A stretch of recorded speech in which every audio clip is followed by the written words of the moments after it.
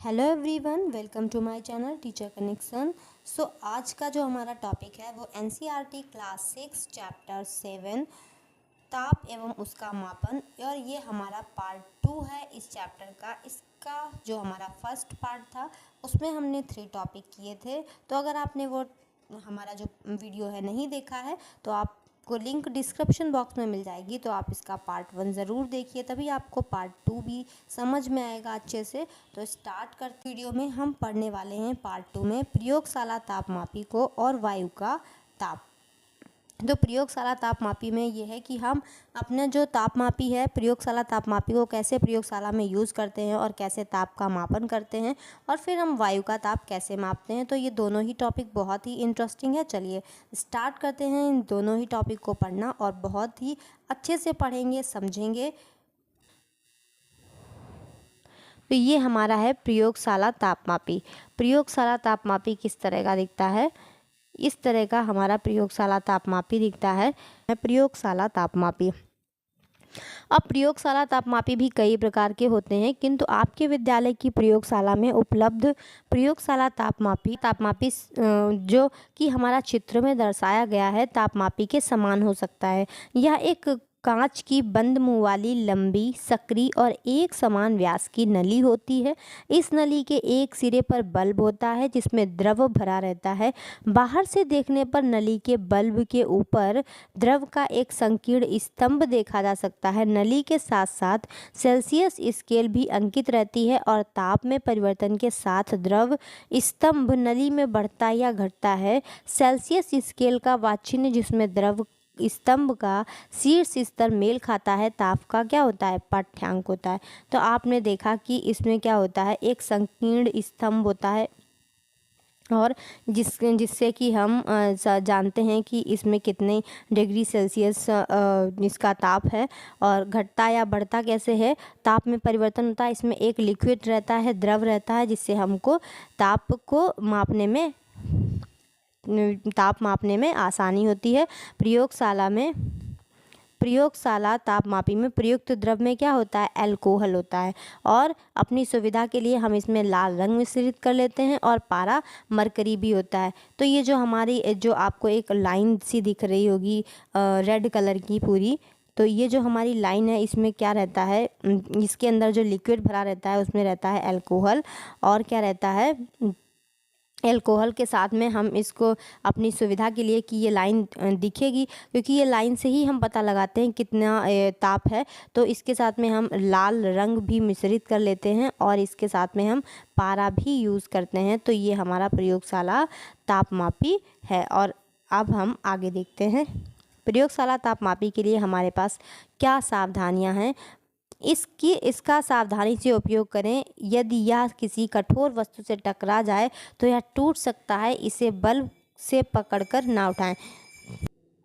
तो ये जो हमारा तापमापी है इसमें 0 डिग्री तापमापी के लिए 0 डिग्री सेल्सियस और 10 डिग्री सेल्सियस अथवा 10 डिग्री सेल्सियस से 20 डिग्री सेल्सियस के मध्य तापांतर 10 डिग्री सेल्सियस है। साथ ही दोनों चिन्हों के मध्य 10 भाग होते हैं, अतः एक छोटे भाग का मान 10 डिग्री सेंटीग्रेड बटे 10 बराबर 1 डिग्री सेंटीग्रेड है, यानी कि 10 डिग्री सेंटीग्रेड अपॉन 10 और इक्वल टू 1 डिग्री सेंटीग्रेड के बराबर है ये।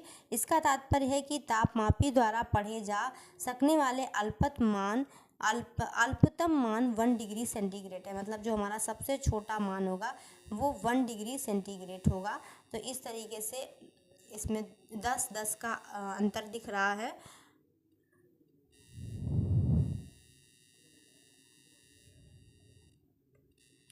तो इस तरीके से ये चित्र में दर्शाया गया है कि दर्शाए गए तापमापी के एक अंक भाग का निकट से खींचा गया ये चित्र था, इसको बहुत ही पास से दिखाया गया जूम करके।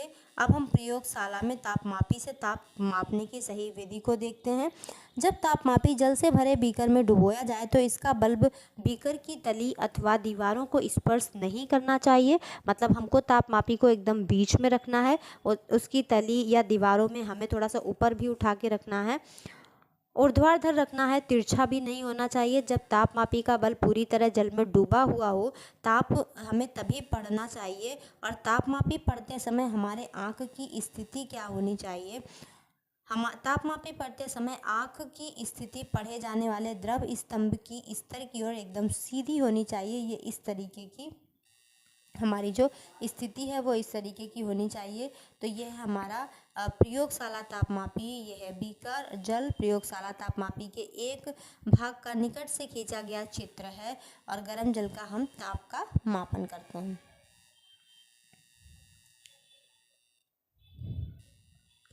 क्या हम प्रयोगशाला तापमापी को किसी व्यक्ति के शरीर का ताप मापने हेतु उपयोग में ला सकते हैं?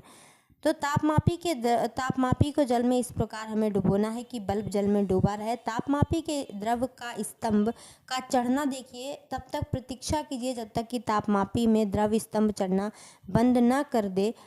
अब तापमापी का पाठ्यांक हमें नोट करना है। अधिक समय तक प्रतीक्षा मत कीजिए, अन्यथा जल ठंडा होना शुरू हो जाएगा। तो इस तरीके से इन्होंने बताया है कि वो जब थोड़ा ही जल में डूबा रहे और जैसे ही ऊपर जाता है हमारा द्रव चढ़ता है उस स्तंभ में, तभी हमने उसका पाठ्यांक नोट कर लेना है, नहीं तो पानी ठंडा हो जाएगा। इसका अर्थ है कि किसी प्रयोगशाला तापमापी द्वारा ताप का पाठ्यांक तभी नोट करना चाहिए जब तापमापी का बल्ब जल में डूबा हुआ हो। तो इस तरीके से हमने ये भी सीखा कि तापमापी जो हमारा प्रयोगशाला में है उसका हम यूज़ कैसे करते हैं। आपके द्वारा नीचे दी गई 2 प्रयोग व्यवस्थाएं स्थापित की गई हैं। अपनी बारी आने पर एक एक करके दोनों व्यवस्थाओं के निकट जाइए और दोनों तापमापियों के पाठ्यांक अंकित कीजिए और बर्फ़ और उबलते जल के तापमान क्या क्या होंगे इसका पता करना है। और इस क्रियाकलाप को करते हुए हमें क्या सावधानी रखनी है? यह क्रियाकलाप केवल शिक्षक के निरीक्षण में ही किया जाना चाहिए। प्रयोग व्यवस्था को स्पर्श मत कीजिए। तो इस तरीके से हमें इसे बिना टच किए हुए पता करना है। प्रयोगशाला तापमापी है बर्फ़ के टुकड़े और दूसरी साइड प्रयोगशाला तापमापी उबलता जल और बर्नर है। कुछ समय पश्चात बर्फ एवं उबलते जल का तापमान पुनः पढ़िए। क्या यह पहले वाले ताप के समान है अथवा परिवर्तित हो चुका है? आपने ध्यान दिया होगा कि जब पानी उबल रहा है तो इसका तापमान स्थिर रहता है और साथ ही जब बर्फ़ पिघल रही है तो इसका तापमान भी स्थिर रहता है। तो इस तरीके से हमारा 4th टॉपिक प्रयोगशाला का तापमापी आई होप अच्छे से समझ में आया होगा। अब हमारा इस पार्ट का लास्ट टॉपिक है वायु का ताप, यानी कि ये हमारा टॉपिक नंबर 5 है। इस चैप्टर में टोटल 5 टॉपिक थे। तो अब हम देखेंगे कि वायु का ताप कैसे मापते हैं। और इस टॉपिक में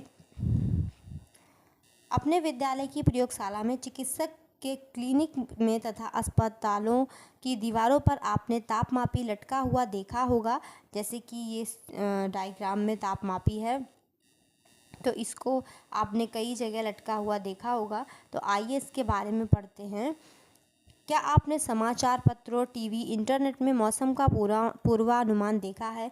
इसमें प्रत्येक दिन के अधिकतम और न्यूनतम वायु ताप की जानकारी दी होती है। तो इस तापमापी में क्या दिया होता है? प्रत्येक दिन के अधिकतम और न्यूनतम जो हमारा न्यूनतम वायु ताप है उसकी जानकारी दी होती है। इससे हम मौसम का पूर्वानुमान करते हैं। मौसम कई कारकों पर निर्भर रहता है। इसके लिए प्रायः ये ताप प्रतिदिन परिवर्तित होते रहते हैं। सामान्यतः जैसे ग्रीष्म ऋतु निकट आती है तो क्या होता है? ताप बढ़ने लगता है। तो गर्मियों में इस टाइम क्या हो रहा है? हमारा ताप बहुत ज़्यादा बढ़ रहा है। और शीत ऋतु में क्या होता है? ताप घटने लगता है। तो गर्मियों में हमारा ताप बहुत ज़्यादा बढ़ता है और जिस टाइम सर्दी आती है, शीत ऋतु आती है, उस टाइम हमारा ताप घटता है। तो हम ये कैसे मापन करते हैं कि गर्मियों में कितना ताप है और सर्दियों में कितना ताप है? वायु ताप मापन की कई विधियां हैं। मौसम वायु ताप पर भी निर्भर करता है, इसीलिए पूरे विश्व में मौसम स्टेशनों पर इसे मॉनिटर किया जाता है। और वायु ताप पर अंकित डाटा बहुत से अन्य कारकों के साथ मौसम के पूर्वानुमान के उपयोग में लाया जाता है। तो आइए अब हम देखते हैं कि कौन से वैज्ञानिक थे जिन्होंने इसका आविष्कार किया है। अन्ना मणि 1918 से 2001 तक। अन्ना मणि एक भारतीय वैज्ञानिक थीं जिन्हें भारत का मौसम विदुषी कहते हैं। तो यहाँ पर जो विद्वान होते हैं वो मेल के लिए यूज होता है और विदुषी फीमेल के लिए यूज होता है। उन्होंने कई मौसम मापन उपकरणों का आविष्कार किया और निर्माण किया, जिसके कारण इन उपकरणों के प्रति भारत के अन्य राष्ट्रों पर निर्भरता कम हुई है। मतलब जो अन्ना मणि हैं, इनके आविष्कार से हमारे जो भारत के अन्य राष्ट्रों पर मौसम के मापने को लेके जो उपकरण थे उनके लिए जो निर्भरता है वो कम हुई है। उन्होंने भारत में पवन ऊर्जा और सौर ऊर्जा के उपयोग की संभावनाओं पर भी खोजबीन की। इससे भारत नवीकरणीय ऊर्जा के क्षेत्र में विश्व के अग्रणी राज्यों में सम्मिलित हुआ। तो अन्ना मणि जी ने बहुत बड़ी खोज की, भारत के लिए बहुत बड़ी उपलब्धि हासिल की। तो आगे जानते हैं। तो इन दो टॉपिक के साथ ये चैप्टर हुआ फिनिश। और सबसे लास्ट और सबसे इम्पॉर्टेंट चीज़ इस चैप्टर की समरी। तो एनसीईआरटी में हर चैप्टर की समरी बहुत इंपॉर्टेंट होती है। यहाँ से भी सीटेट में क्वेश्चन डायरेक्ट पूछे जाते हैं, तो आपको समरी बिल्कुल भी मिस नहीं करनी है, बहुत अच्छे से समझनी है।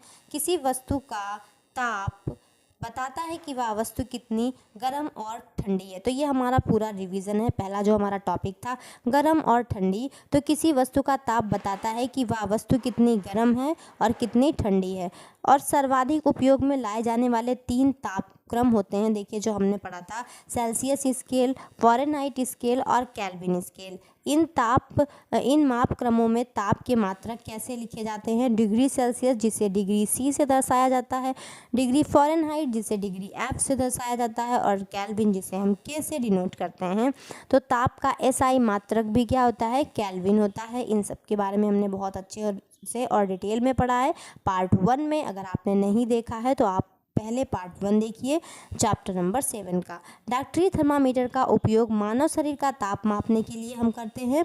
आपने ये भी देखा कि डॉक्टरी थर्मामीटर का हम कैसे यूज करते हैं और क्या क्या सावधानियां हैं। स्वस्थ वयस्क मानव का सामान्य ताप 37.0 डिग्री सेल्सियस और या 98.6 डिग्री फ़ारेनहाइट है। आपको पता होगा कि 37.0 डिग्री सेल्सियस और 98.6 डिग्री फ़ारेनहाइट आपस में इक्वल होते हैं।